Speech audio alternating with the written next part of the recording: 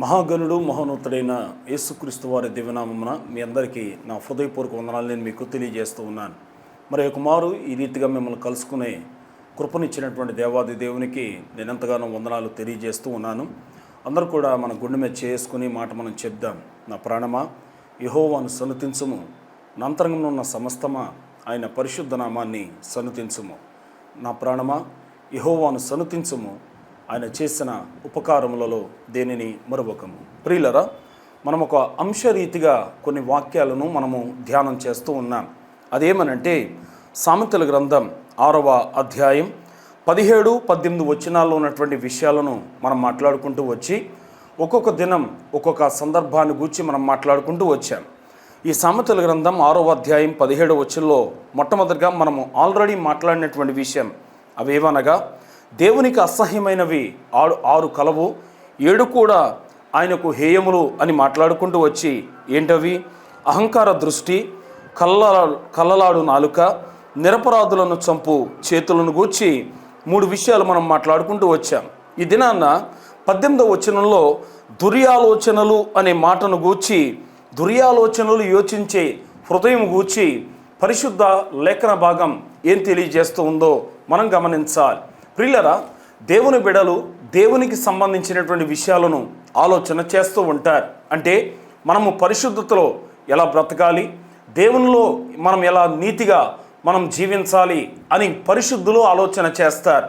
దుర్యాలోచన కలిగినటువంటి వారు ఏ మార్గంలో వెళితే మనం అభివృద్ధి అవుతాం, లేకపోతే ఎవరిని కొల్లగొడితే, ఎవరిని పాడు చేస్తే మనము బాగుపడతాం అనేది దుర్యాలోచన అనే విషయాన్ని దేవుని బిడ్డలు గమనించవలసిన వారమై ఉన్నాం. గత దినాల్లో మనం మాట్లాడినటువంటి రీతిగా దేవాది దేవుడు అన్నాడు, నీ పొరుగువానిది ఏదైనా కూడా నీవు ఆశించవద్దు అని అన్నాడు. బైబిల్ గ్రంథంలో అహాబు, యెజబేలు అనే ఒక జంట మనకు కనబడుతూ ఉంటారు. యెజబేలుకు ఉన్నటువంటి ఆలోచన ఏంటంటే, వారి యొక్క కోటకు ఆనుకున్నటువంటి నాబోతు యొక్క ద్రాక్ష తోటను ఆక్రమించుకోవాలి, లేకపోతే మోటిగా చెప్పాలి అంటే కబ్జా చేయాలి అని చెప్పి ఆలోచన కలిగినటువంటి వ్యక్తి ఎవరు అనంటే యెజబేలు. ప్రియులరా, నాబోతును పిలిపించారు.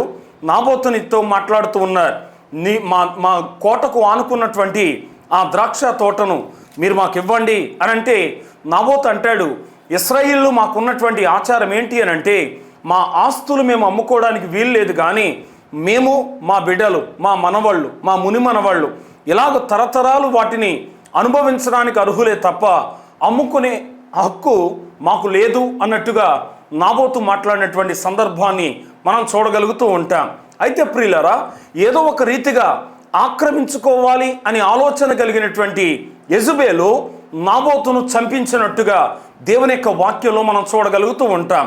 ప్రియులరా, ఈ దినాన్న మనము ఆలోచన గురించి మనం మాట్లాడుతూ ఉంటే చాలాసార్లు ఒంటరిగా ఉన్నప్పుడు చాలా రకాలైనటువంటి ఆలోచనలు మనుషుని పాడు చేస్తూ ఉంటాయి.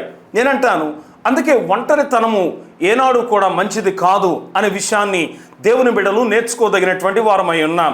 ఎందుకనంటే దేవాది దేవుడు నిన్ను చూస్తూ ఉన్నాడు, దేవాది దేవుడు గమనిస్తూ ఉన్నాడు. మనం అనుకోవచ్చు, నేను చేసిన ఈ పని ఎవరు చూడలేదు కదా, నేను చేసినటువంటి ఈ పనికి మాలినటువంటి పని ఎవరికంట పడలేదు కదా, నేను ఏ కెమెరాలో కూడా రికార్డింగ్ అవ్వలేదు కదా, నా వాట్సాప్లు కానీ నా ఫేస్బుక్లు కానీ నేను దానికి పెట్టుకున్నటువంటి లాక్ ఎవరికి తెలియదు కదా అని నువ్వు అనుకుంటూ ఉండొచ్చు, నేను అనుకుంటూ ఉండొచ్చు. కానీ వాక్యం ఏం చెప్తుందో తెలుసా? దేవుని కన్నులను ఎవ్వరు కూడా కప్పలేరు. దావీదు అంటాడు, దేవా, నేను ఆకాశానికి ఎక్కిపోతే నువ్వు అక్కడున్నావు, నేను పాతాళానికి దిగిపోతే నువ్వు అక్కడున్నావు, నీ కన్నుల ఎదుట నుండి నేను ఎక్కడికి పారిపోదును అని అంటూ ఉన్నాడు. ప్రియులరా, ఈ రోజున దురాలోచన కలిగినటువంటి వ్యక్తులు కుటుంబ వ్యవస్థలో కనబడుతూ ఉంటే వారి ఆలోచనలు తప్పనిసరిగా మారాలి. ఒకవేళ దుర్యాలోచన చేత భర్త భార్యను మోసం చేస్తున్నాడా, లేకపోతే భార్య భర్తను మోసం చేస్తుందా? 2 విషయాలు గమనించాలి. ఒకరినొకరు మోసం చేసుకోకూడదు అని వాక్యం స్పష్టంగా తెలియజేసింది. చాలామంది పిల్లలు తల్లిదండ్రులు కళ్ళు కప్పి తప్పుడు పనులు చేస్తున్నటువంటి బిడ్డలు కనబడుతూ ఉంటారు సమాజంలో. మనం అనుకోవచ్చు, నేను చేసిన ఈ పని నా తల్లిదండ్రులకు తెలియదు కదా అని అనుకోవచ్చు. కానీ తప్పనిసరిగా పాపము అనేది ఏదో ఒక రోజు నాడు బట్టబయలవక తప్పదు అనే సత్యాన్ని దేవుని బిడ్డలందరూ కూడా తెలుసుకోదగినటువంటి వారమై ఉన్నాం. ప్రియులరా, వాక్యాన్ని వింటున్నటువంటి మనమందరం కూడా దేవుడు నన్ను చూస్తూ ఉన్నాడు, నా పనులు చూస్తూ ఉన్నాడు, నా ప్రయాణం చూస్తూ ఉన్నాడు, నా వాట్సాప్లు చూస్తున్నాడు, నా ఫేస్బుక్లు ఇవన్నీ కూడా దేవుడు చూస్తున్నాడు అని చెప్పి నీవు దేవునికి భయపడితే దేవుడు నిన్ను ఆశీర్వదించే దేవుడు అనే మాట మీరు గమనించాలి. 128వ కీర్తనలో భక్తుడు ఈ రీతిగా అంటున్నాడు, యెహోవా యందు భయభక్తులు కలిగి ఆయన త్రోవల యందు నడుచు వారందరూ ధన్యులు అని మాట్లాడుతూ ఉన్నారు. ప్రియులరా, నీవు దేవుని యందు భయభక్తులు కలిగి నువ్వు జీవిస్తే, నువ్వు నడుస్తూ ఉంటే, ప్రార్థిస్తూ ఉంటే, వాక్యం చదువుతూ ఉంటే పాపపు పనులు చేయడానికి సిగ్గుపడతావు, తప్పుడు కార్యక్రమాలు చేయటానికి దూరంగా ఉంటావు అనే మాట నేను మీకు మనం చేస్తూ ఉన్నాను. కాబట్టి ఇక్కడ 18వ వచనం, సామెతల గ్రంథం 6వ అధ్యాయం 18వ వచనంలో రాయబడిన మాట, దుర్యాలోచనలు యోచించు హృదయమును కీడు చేయుటకు త్వరపడి పరుగెత్తి పాదములు అనే మాట రాస్తూ ఉన్నాడు. ఏమన్నాడు? మొట్టమొదటి విషయం అదంటే దుర్యాలోచనలు యోచించి. ప్రియులరా, బైబిల్ గ్రంథంలో ఆది కాండంలో ఉన్నటువంటి సందర్భాన్ని మీకు జ్ఞాపకం చేస్తాను. ప్రియులరా, దేవాది దేవుడైనటువంటి యెహోవా ఆదామును అవ్వను కలుగజేసిన తర్వాత దేవాది దేవుడు అంటూ ఉన్నాడు, మీరు ఫలించండి, అభివృద్ధి పొందండి, భూమిని నింపండి అని అంటూ ఉన్నాడు. ప్రియులరా, అక్కడ నుండి మనము చదువుకుంటూ మనం వస్తూ ఉంటే అక్కడ దశల వారీగా సంతానోత్పత్తి జరుగుతూ ఉంటాయి. చాలామంది అభివృద్ధి చెందారు. అక్కడ బాబేలు గోపురము అనే ఒక ఆయన గోపురాన్ని కడుతూ అంటాడు, మనం ఇక్కడే ఉందాం, భూమి మీద మనుషులు అటు ఇటు వెళ్ళిపోకుండా మనం ఇక్కడే ఉందాం అని చెప్పి అతడు గోపురం కట్టడం ప్రారంభించాడు. బైబిల్ దేవుడికి వ్యతిరేకంగా పనిచేసే ఏ కార్యక్రమాన్నైనా దేవుడు దాన్ని నాశనం చేస్తాడు. వారు ఎంత పెద్దవారు అవనివ్వండి, వారు ఎంత ధనికులు అవనివ్వండి, ఎంత పేదవారైనప్పటికీ దేవుని ఆలోచనల ముందు, దేవుని ఆలోచనలు పక్కన పెట్టి మన ఆలోచనలు ఒకవేళ అందులో కలుపుకుంటూ ఉంటే దేవుడు ఆలోచనలు తారుమారు చేస్తాడు. ప్రియులరా, గోపురం కట్టడం ప్రారంభించారు, ఎత్తు పెరగడం ప్రారంభించింది. దేవదూతలు వచ్చి వారి భాషను తారుమారు చేసినట్టుగా దేవుని యొక్క వాక్యంలో చూడగలుగుతూ ఉంటాం. ఎలాగండి అని అంటే, ఒకరిని సిమెంట్ తీసుకురా అంటే వాడు నీళ్లు తెస్తూ ఉన్నాడు, నీళ్లు పట్టరా అంటే అతడు ఇటుకలు తీసుకొస్తూ ఉన్నాడు. ఇక గోపురాన్ని కట్టలేకపోయారు. ప్రియులారా, నేనంటూ ఉన్నాను, దుర్యాలోచనలు క్రైస్తవ జీవితానికి కాదు, అసలు మానవ జీవితానికి అది మంచిది కాదు అనే మాట.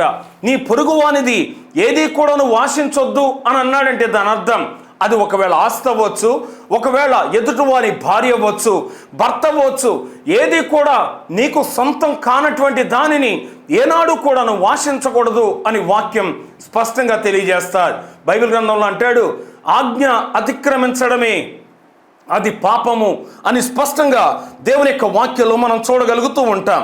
కాబట్టి ప్రియులారా, ఇక్కడ అహాబు అతడు పరిపాలన చేసేటటువంటి పరిస్థితుల్లో జరిగినటువంటి మనము చూస్తూ ఉంటే యెజబెలు తప్పుడు కార్యక్రమాన్ని పూనుకుంది గనుక భయంకరమైన కుక్క చావు చావాల్సి వచ్చింది అనే మాట నేను మీకు మనం చేస్తూ ఉన్నాను.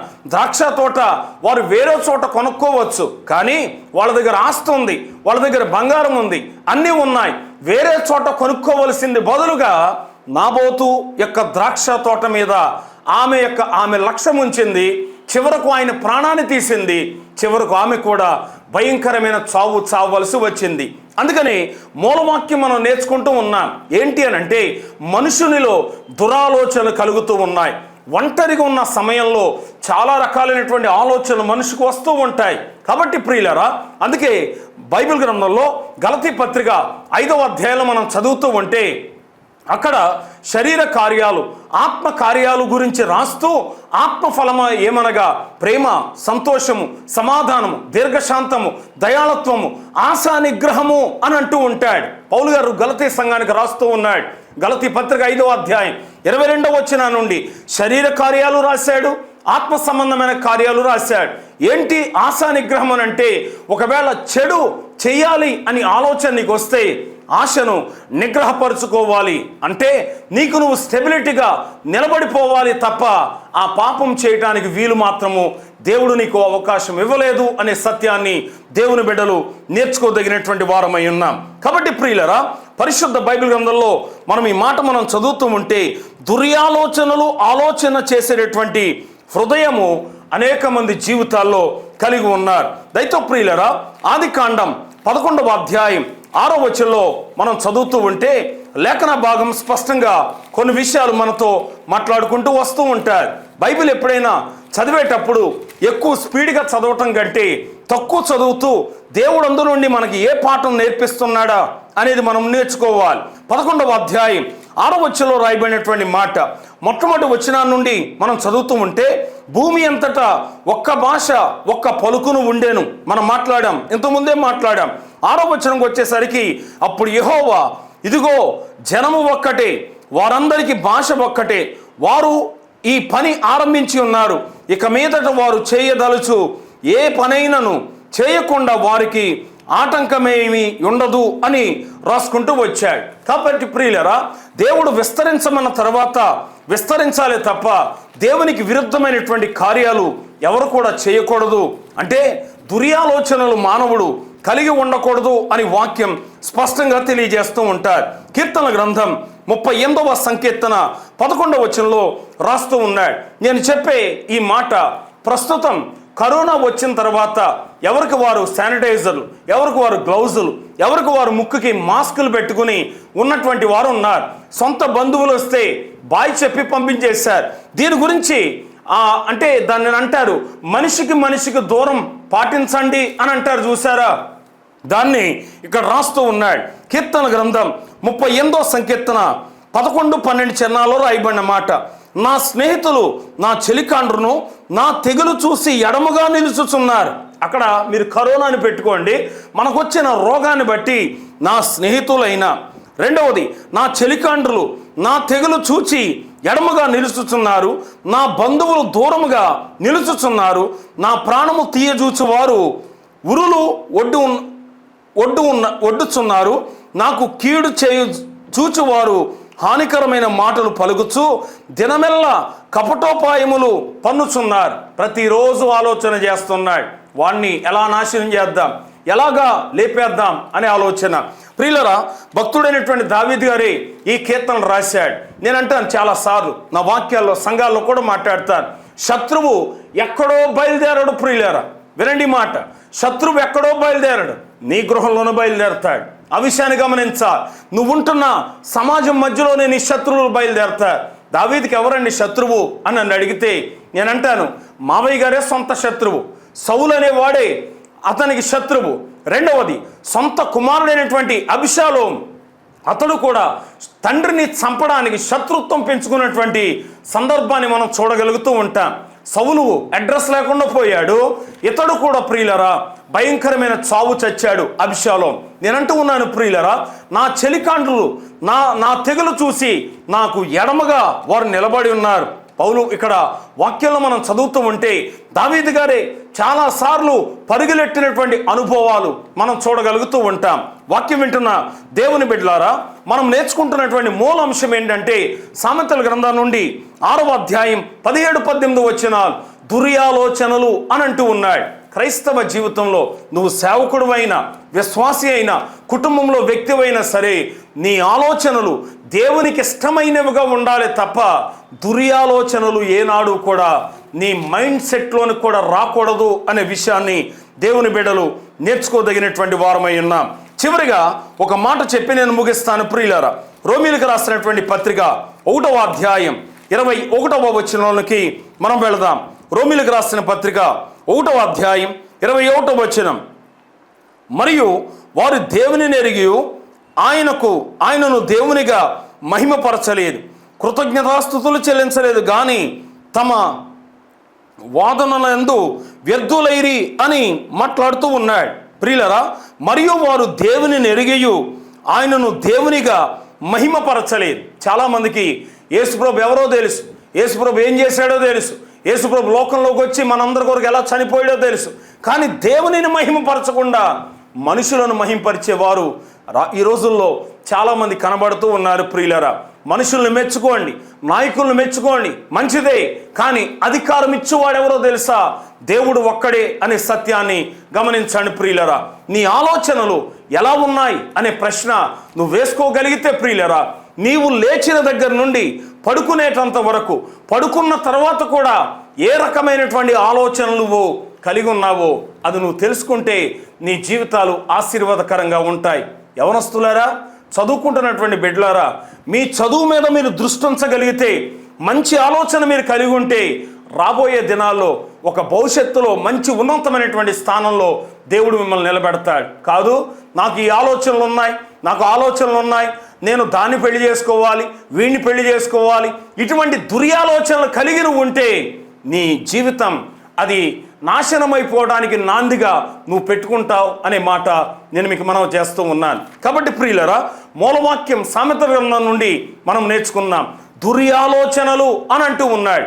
దుర్యాలోచనలు క్రైస్తవ జీవితానికి మంచిది కాదు గనుక, ఏ ఒక్క వ్యక్తి జీవితానికి అది మంచిది కాదు గనుక మంచి ఆలోచన కలిగినటువంటి వారుగా మనం ఉందాం. ప్రియులరా, ముగింపులో ఒక మాట, మనసున్నటువంటి మన దేవుడు, మంచి ఆలోచన కలిగినటువంటి దేవుడు నీ పక్షాన ఉన్నాడు. నిన్ను కన్న తల్లిదండ్రులు నీ మీద చాలా ఆలోచనలు పెట్టుకున్నారు. వారి ఆలోచనలు ఏనాడు కూడా వమ్ము చేయొద్దు ప్రియులరా. భర్త ఎడల భార్య, భార్య ఎడల భర్త మంచి ఆలోచనలు వారు కలిగి ఉంటే వారి దాంపత్య జీవితం ఆశీర్వాదకరంగా ఉంటుంది. కాదు భర్త ఇష్టం భర్త ఇష్టమే, భార్య ఇష్టం భార్య ఇష్టమే అలా అనుకుంటే కాపురం నాశనం అయిపోయే పరిస్థితి వస్తుంది అనే మాట నేను మీకు మనవి చేస్తూ ఉన్నాను. కాబట్టి ప్రియులరా, యవనస్తులారా, మీ భవిష్యత్తును మొదట దేవుని చేతిలో పెట్టండి, రెండవదిగా మీ తల్లిదండ్రుల చేతిలో పెట్టండి. పెడితే అది మీకు దీవెనకరం, అది మీకు ఆశీర్వాదకరమని నేను మీకు మనవి చేస్తూ ఉన్నాను. కాబట్టి దుర్యాలోచనలన్నీ కూడా విడిచిపెట్టేయండి, దేవుని యొక్క ఆలోచన ప్రకారంగా నడవండి, జీవితాలు దీవెనకరంగా ఉంటాయి. మనం చేస్తూ ఈ మాటలు నేను ముగిస్తూ ఉన్నాను. దేవుడు తన పరిశుద్ధ వాక్యం మన వినికిడిలో ప్రభు దీవించి ఆశీర్వదించునుగాక. ఆమేన్. ప్రార్థన చేసుకుందాం. ప్రేమ కలిగిన మా తండ్రి, మహాగణుడా, మహోన్నతుడా, నీ నామానికి వందనాలు, స్తోత్రాలు. గడిచిన దినమంతా కూడా మమ్మల్ని మీరు కాపాడి మరుసటి దినాన్ని మీరు మాకు అనుగ్రహించారు. అందరి బట్టి నీకు వందనాలు. ఈ దినాన మేము వాక్యాన్ని మేము విన్నాం మా తండ్రి. మా ఆలోచనలు నీ ఆలోచనతో కూడా ఉండుటకు సహాయం అనుగ్రహించమని ప్రార్థిస్తూ ఉన్నాం. అనేక మంది దుర్యాలోచనలు కలిగి వారి శరీరాలను పాడు చేసుకుంటున్నారు, కుటుంబ వ్యవస్థను పాడు చేసుకుంటూ ఉన్నారు. భార్యాభర్తల మధ్యలో భయంకరమైనటువంటి గొడవలు, భయంకరమైనటువంటి కేసులు జరుగుతున్నటువంటి రోజుల్లో మేము బ్రతుకుతూ ఉన్నాం. కారణం మనుషుల్లో వస్తున్నటువంటి దురాలోచనలు. మా ప్రభువా, ఆలోచనలన్నీ కూడా దూరపరచండి. మంచి ఆలోచనలు ప్రియబిడ్డలందరూ కూడా కలిగి ఉండడానికి సహాయం దయచేయమని ప్రార్థన చేస్తున్నాం. యవన ప్రాయంలో ఉంటున్నటువంటి బిడ్డలు తల్లిదండ్రులకు, నీకు, సంఘానికి, కాపరికి, సమాజంలో ఉన్న పెద్దలకు లోబడి మంచి ఆలోచన కలిగినటువంటి వారిగా చేయమని ప్రార్థిస్తూ ఉన్నాం మా తండ్రి. దుష్టుల ఆలోచన చొప్పున నడవద్దు అని కీర్తనకారుడు పలికిన రీతిగా మనుషుల ఆలోచనల కంటే తల్లిదండ్రుల ఆలోచన ప్రకారం, నీ ఆలోచన ప్రకారం ప్రియబిడ్డలు యవనస్తులందరూ కూడా నడవడానికి సహాయం అనుగ్రహించమని ప్రార్థిస్తూ ఉన్నాం. వాక్యం విన్న బిడ్డలందరినీ దీవించండి. వారి చేతి పని వృత్తి, వారి ఉద్యోగాలు, వారి వ్యాపారాలు, వారు వెళుతున్న ప్రయాణాలు అన్నీ కూడా ఆశీర్వాదకరంగా మార్చబడునుగాక. మా తండ్రి, అనేక మంది వ్యవసాయం చేస్తూ ఉన్నారు. వారి పంట వారి చేతికి రావడానికి మీరిచ్చిన సహాయాన్ని బట్టి నీకు వందనాలు మేము తెలియజేస్తూ ఉన్నాం. నీ కృప చేత మా తండ్రి ప్రతి రైతును, వారికి ఇవ్వబడినటువంటి పొలమును, వారి పాడిని అంతటిని ఆశీర్వదించండి. మా దేశమును, మా రాష్ట్రమును, మా జిల్లాను, మా నియోజకవర్గాన్ని, మా గ్రామాన్ని పరిపాలిస్తున్న నాయకులందరినీ కూడా మీ నామములో దీవించండి. ఎలా పరిపాలన చేయాలో మంచి జ్ఞానం దయచేయండి. మేము ఒకటే ప్రార్థన చేస్తున్నాం, భారతదేశం నీ రాజ్యం వ్యాప్తి కొరకు అది కట్టబడునుగాకని ప్రార్థిస్తూ ఉన్నాం మా తండ్రి. ఎవరు కూడా విడవబడకుండా నీ రాజ్యములు అందరూ కూడా ఉండుటకు సహాయం అనుగ్రహించమని ప్రార్థిస్తూ ఉన్నాం. ఆరోగ్య క్షేమాల కొరకు ప్రయాసపడుతున్న doctors, police department, volunteers, nursing staff, పారిశుద్ధ కార్మికులు వారందరి కొరకు ప్రార్థన చేస్తున్నాం. ప్రభుత్వ ఉద్యోగస్తులందరి కొరకు ప్రార్థన చేస్తున్నాం. బిడ్డలందరినీ కూడా దీవించండి. దేశాన్ని ఆర్థికంగా, ఆరోగ్యపరంగా మీరు అభివృద్ధిలోనికి నడిపించమని ప్రార్థిస్తూ ఉన్నాం. ఉద్యోగాలు లేక బాధపడుతున్న బిడ్డలకు చక్కని మార్గం ఈ మే మాసంలో మీరు దయచేయమని ప్రార్థిస్తూ ఉన్నాం. సంతానం లేక మూయబడిన గర్భాలు బట్టి ప్రార్థిస్తూ ఉన్నాం. నీ చిత్తమైతే వారి కౌగిట్లో ఒక శ్రేష్టమైన అందమైన ఆరోగ్యమైన బిడ్డల్ని మీరు అనుగ్రహించమని ప్రార్థిస్తూ ఉన్నాం. దేశ సరిహద్దులో కావలుగున్న మిలిటరీ సిబ్బంది వారి కొరకు ప్రార్థిస్తూ ఉన్నా. దేశం యొక్క క్షేమం కొరకు ప్రయాసపడుతున్న ప్రభుత్వ ఉద్యోగస్తులందరినీ, మా రాష్ట్రంలో పనిచేస్తున్న ప్రభుత్వ ఉద్యోగస్తులందరినీ, దేశంలో పనిచేస్తున్నటువంటి ఉద్యోగస్తులందరినీ మీ నామములో దీవించమని ప్రార్థిస్తూ ఉన్నాం. మా తండ్రి, నీ కృపా, నీ వాత్సల్యత ప్రతి కుటుంబం మీద మీరు ఉంచండి. ఈ వేసవి కాలంలో మా ప్రభువా, చంటిబిడ్డ తల్లులు, చంటిబిడ్డలను మీ నామంలో కాపాడమని ప్రార్థిస్తూ ఉన్నాం. దేవా, నీ నామంలో మా తండ్రి ప్రతి కుటుంబాన్ని నీ చేతులు అప్పగిస్తూ మీ మీడియా ద్వారాగా వాక్యం విన్న బిడ్డలందరినీ కూడా మీ నామంలో దీవించమని, సేవ చేస్తున్న సేవకులను, సువార్థికులను, సువార్థికురాండ్రను ప్రతి ఒక్కరిని, వారి వారి సంఘాలను, ప్రతి వాటిని మీ నామములో అభివృద్ధిపరచమని, ఒకానొక దినాన నువ్వు వచ్చినప్పుడు పరిశుద్ధ సంఘముగా ప్రతి ఒక్కరూ ఎత్తబడడానికి మీరు కృప అనుగ్రహించమని యేసునామమున ప్రార్థించి వేడుకుంటూ ఉన్నాము తండ్రి. ఆమేన్. తండ్రి అయిన దేవుని ప్రేమ, కుమారుడైన యేసుక్రీస్తు అనేక కృప, పరిశుద్ధాత్మ నిన్న సహవాసం, ఆదరణ, సహాయం ఈ దినాన వాక్యం విన్న దేవుని బిడ్డలైన మీ అందరికీ ఆయన కృప, ఆయన సన్నిధి, ఆయన కనికరం తోడైండి నడిపించునుగాక. ఆమేన్. ప్రియులరా, నా ఫోన్ నెంబర్ 8008007410. మరొకసారి 800-800-7410. మీ ప్రార్థన అవసరతల వరకు, వాక్య సలహాల కొరకు సంప్రదించండి. తప్పనిసరిగా మీకు సమాధానం ఇవ్వడానికి ప్రయత్నం చేస్తాను. దేవుడు మిమ్మల్ని దీవించునుగాక. ఆమేన్.